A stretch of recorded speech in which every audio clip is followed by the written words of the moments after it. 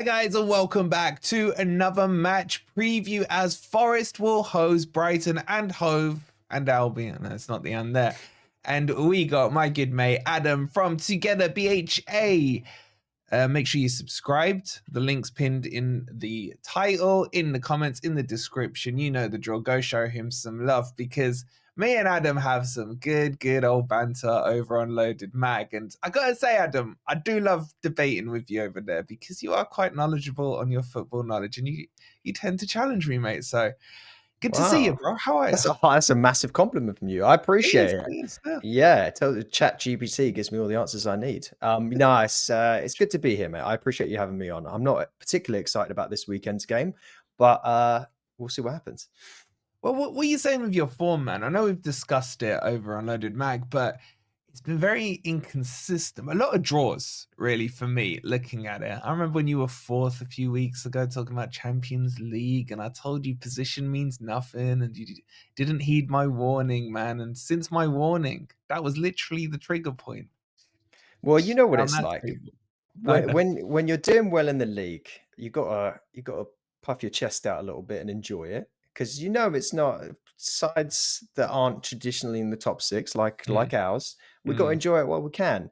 Unfortunately, ours was fairly short-lived. So many injuries. We talked about this. Lots of injuries to important players. They've started to come back. Yeah, you say that. I think the injury tables, we're high up on that. That's where we're going to get Champions League football, in the injury table. Same with us and Spurs and all the other teams crying over that. But it's important. Obviously, we don't have the squad depth that the quote unquote bigger sides have. The form that we've struggled with has mainly been around home form. Our home form has been really awful. There's lots of reasons you can point to for that, but it's been like that for quite a while. And frankly, the Amex is not particularly known for its atmosphere. There's lots of challenges getting to and from it if you've ever been. The away fans have a whole section. There you go. Seats are comfy and the pies are good. That's the main selling point. But yeah, the home form has been really bad. Everyone comes to the Amex, they sit back, they know that we're going to want to try and play football and we can't do anything. And we get beat on the counter. Then they put 45 men behind the ball and we're done for. Is it a pattern that you think is emerging? Like, if I look back at Brighton's last few seasons, I always feel you start really well, you get off to a nice flying start, and then it almost like the players relax, and then sometimes you'll creep over the line. I think, was it 2 years ago, you got that European spot, and last season it kind of felt the same, where you started off really well and then it petered out a bit. Are we seeing kind of a similar pattern emerging? Yeah, I mean, we just, especially with the European season that we had, we just did not have the squad depth to play all those games. And towards the latter part of De Zerbi's time at the club, we went on a horrible losing streak. The team just fell apart. They gave up after that defeat in Rome that we had, which was like not a great moment. They sort of checked out at that point. I think they thought the season was sort of done. But we've had these runs of like really bad runs of form under pretty much every manager since we've been in the Premier League. We had months long under Graham Potter. People forget, they look back and go, "Oh, Graham Potter, he's Brighton's saviour." We had horrible times under Graham Potter where we just couldn't score, and we were known as like Brighton and Hove XG. Same with De Zerbi, right? And we're seeing the same under Hughton. I don't know whether it's a mentality thing. I don't know whether it's a squad depth thing. I don't know whether it's an injuries thing. But if I did know it, I think I'd probably be given a managerial post because seemingly none of our managers know how to deal with it either. Mate, I gotta ask you this, right? And this is a name I don't like mentioning on my channel, but we are connected by him. What's the Brighton perspective of CH? I don't even want to say his name. He was excellent for the thing that he was tasked to do. And people often talk about this, right? How they're like, this manager was amazing to get us to this point, and now we need to change when we get into this new stage. And that's exactly what it is. Pretty much no one that you would rather have to get you up into the Premier League and fight through a horrid championship process. But when you're there, what you don't want to be is one of the clubs that come up and they sit back and they just bleed and go right back down, which potentially would have been the case. Did you get rid of him the season you came up? I'm trying to think. Or did he get a whole season? I can't Nah, remember. I think he got. I don't remember what happened last week, mate. So this is you're asking the wrong guy for Well, historical the reason knowledge. I'm asking, right, because I remember when he got appointed to us, I was like, do you know what? Track record, he's going to be the man that could potentially do this. But I have said that about 20 managers prior to him as well. But Yeah, I really thought with him, with what he did with you guys, what he's done before as well, and it was, mate, the style of. I don't want to talk about him too long because I feel sick just thinking about him. I hated watching it. Hated Oh, watching it. It was. Let's move on, man. Sorry, guys, for watching. If you hit the dislike button, we understand why PTSD. right now. Oh God. All right, let's bring it forward to like the current game. Before we do, mate, I'm dying to ask you this question. What are your thoughts on my team this season? God. Look, no one can argue with the fact that you guys are having an incredible season. No one, and I know you can claim this because you go up with your ridiculous predictions, but no one outside of you, no one sane would have predicted this, right?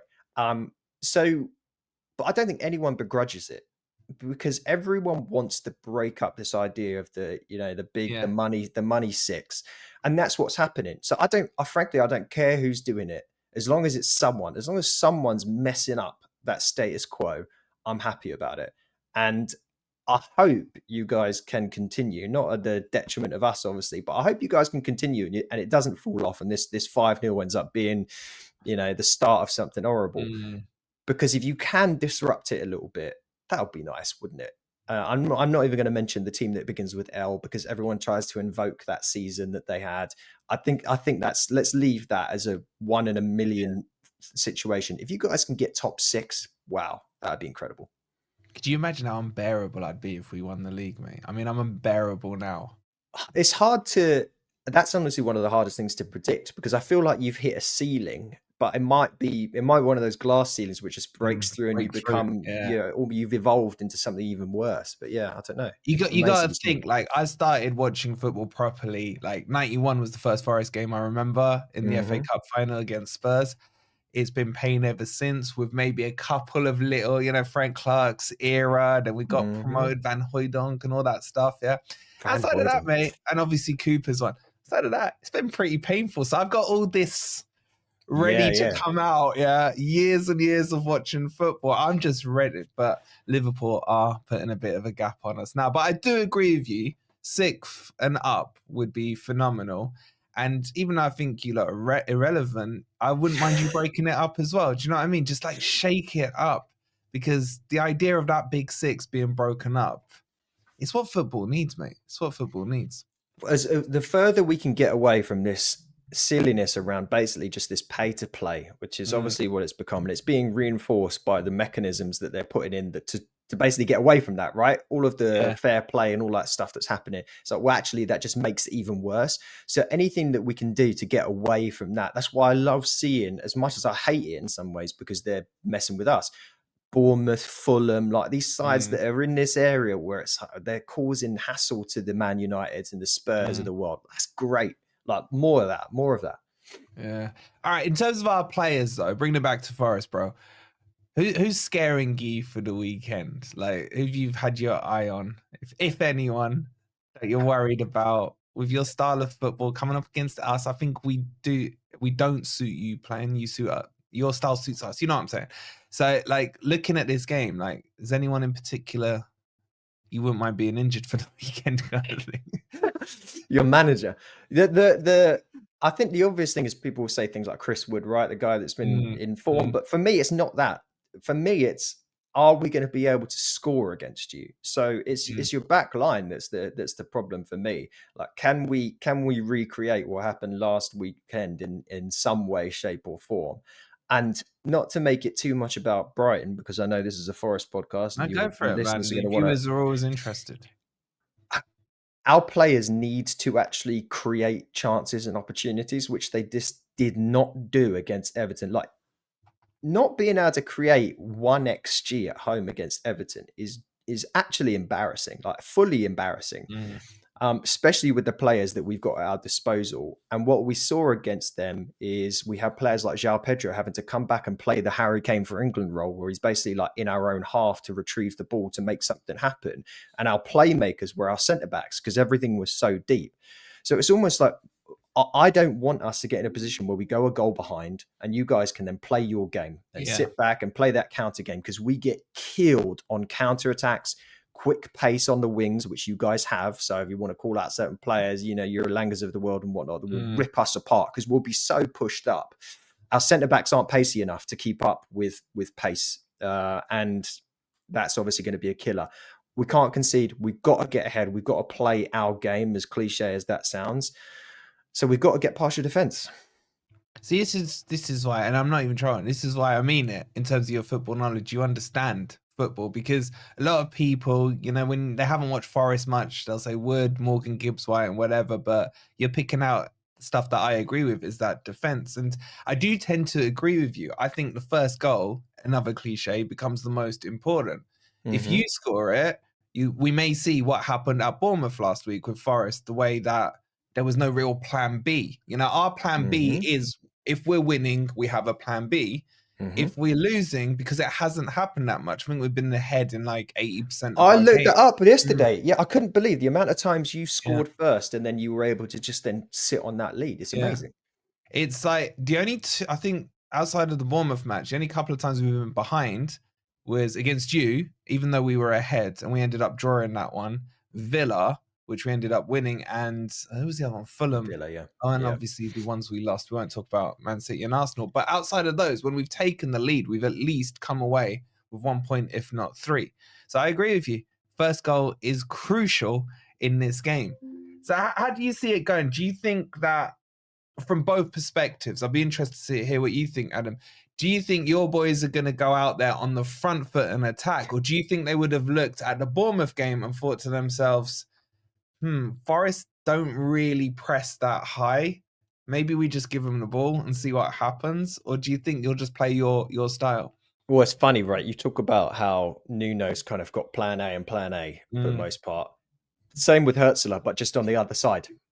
It's all right, we're going to try and make something happen and we're going to try and score. And if we get a lead, we never sit back. It's very rare where we sit back and keep that lead. You've seen a couple of games this season where we've completely fallen apart. The Wolves game is the one that keeps me up at night, right at the end where they came back, right? 2 goals in quick succession. He's learned from that a little bit. Sorry to interrupt. That was the one where you nearly scored the 3rd goal, wasn't it? And then you were just wide open. Yeah. Sorry to bring it back up. No. Mats Wiefer still hasn't really recovered from that. And he was just starting to find his feet in the Premier League and made that mistake. And then suddenly he was like people's dartboards that they used, which is horrible for the kid. But we should have won that comfortably. And then we ended up tying. Hurzler has learned a little bit from that. And certain games where he's been able to sit back and we've been able to keep a lead. I don't know if he's going to do that in this game. Just the way that you play. The way you play is like our kryptonite. We have to find a way to get that goal, or we're just going to get killed by exactly what Nuno wants to do. The problem that we have, and the big thing that our fan base is moaning about at the moment, is we seem to come out sleepwalking in games.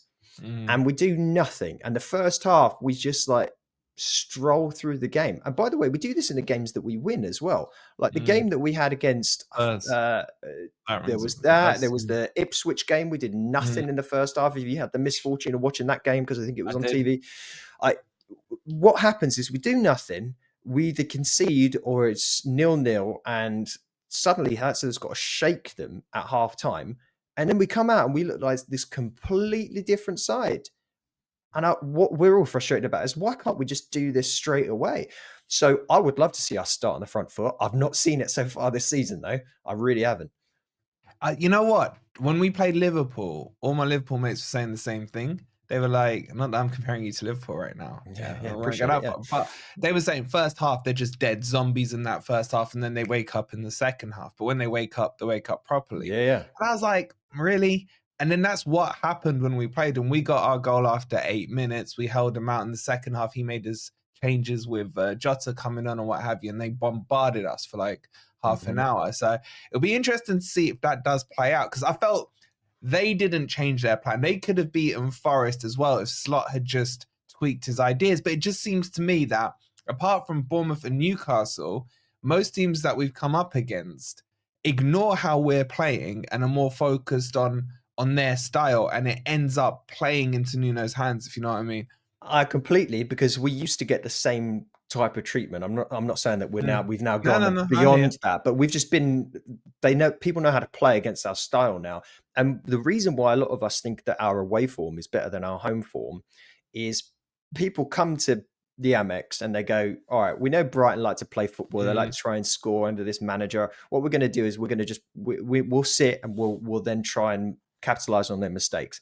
Whereas when they're at home, and I think we talked about this on Loaded, you've got these sides that, especially the big sides, that basically have a point to prove. They can't sit back in their own stadiums and let Brighton play football. No, they've got to come out and attack. And that's what we want. We want to be able to create the spaces behind their defense and basically do what they want to do to us. That's the game that we want to play.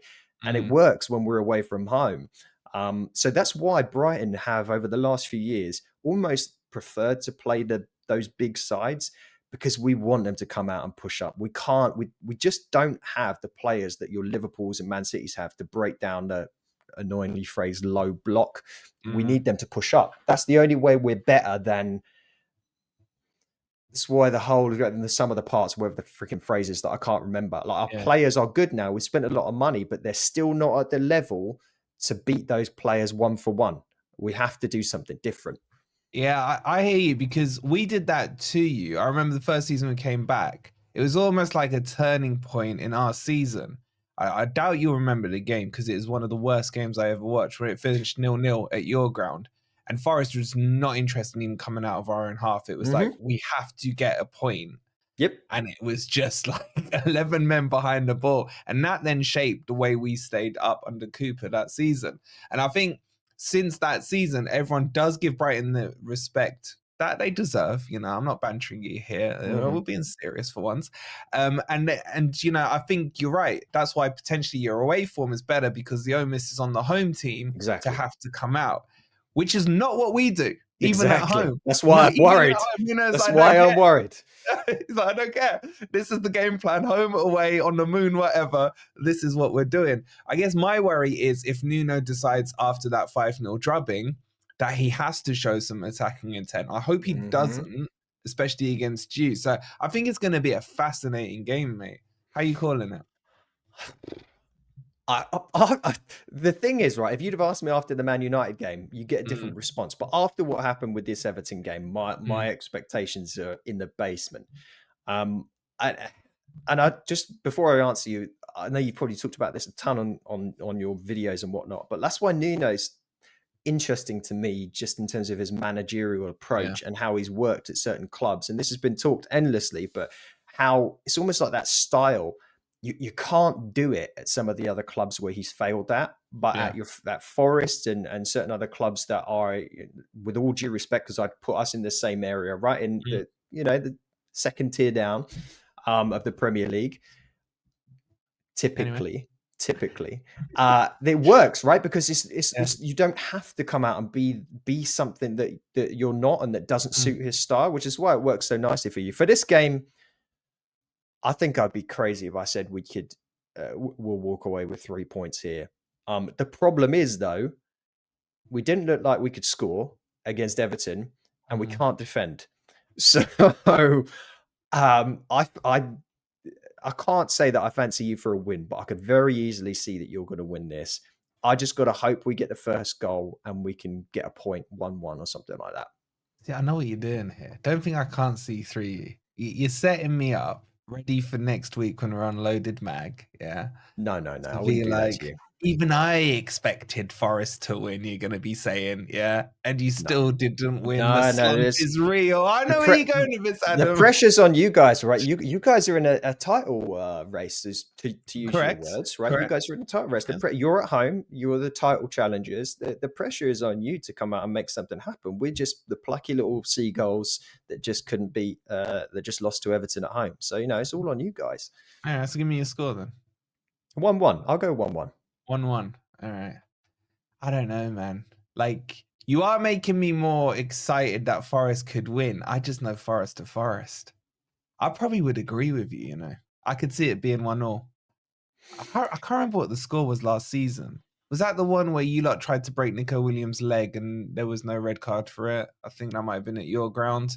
I looked this up there. What was the earlier this season? We beat 3-1. We drew 2-2. We drew 2-2. I think Welbeck scored a free kick, didn't he? And that was a nice free kick that you didn't give him credit for. It was keeper's fault. He was in the wrong position. Morgan Gibbs-White should have been sent off, if I remember, or was that the other way around? He did get sent off. He shouldn't have been sent off. He did get sent off. That's right. He got the second yellow on the 83rd minute. That's right. And then both the managers got sent off. Yeah, that's right. Yeah. I can't remember what the score was last season at the City Ground for some reason. I had this up yesterday. We beat you 3-1, but I think it was the season before that. Put in the comments if you lot remember what the score was. I can't remember. It was we won 1-0 at home last season. Then at your stadium, we won 3-2, and we had a sending off. That was that early on about Lewis Dunk, 73rd minute. Was that in the November-ish time? November. Yeah, that was just before Cooper got set. We took the lead with Alanga, I think it was. It's coming back to me. Yes, yeah, really early. Yeah, I remember that now. Did Dunk get sent off? Dunk got sent off. Was that when he called the ref like a bold? Yeah, that's right. Yeah, okay, it's coming back to me. Yeah. Sorry, chat. We digress, but we're not. But we digress. It's coming back to me. All right, maybe our record against. See, I had in my head, we haven't lost to you at home. Now I'm worried. You know what? What's so weird? I'm looking back on this game, right, and you think certain things change a lot and certain things stay the same. But we got 2 assists from Pascal Gross, who was pretty much our talisman for years, and he's obviously at Dortmund now. And we had Ansu Fati on the pitch. How times change. And Evan Ferguson scored, which is probably even going to be a Brighton player by the weekend. So, man, I hope he comes to Forest. Listen, it's been a pleasure as always, Adam. Guys, I hope you've enjoyed the preview. Please make sure you show Adam and the boys some love over on Together BHA. The link is in the title. Make sure you've liked and subscribed if you're new here as well. And let's see how Adam's chest is when we meet on Loaded Mag next week. We'll see you on the next video. Come on, you Reds.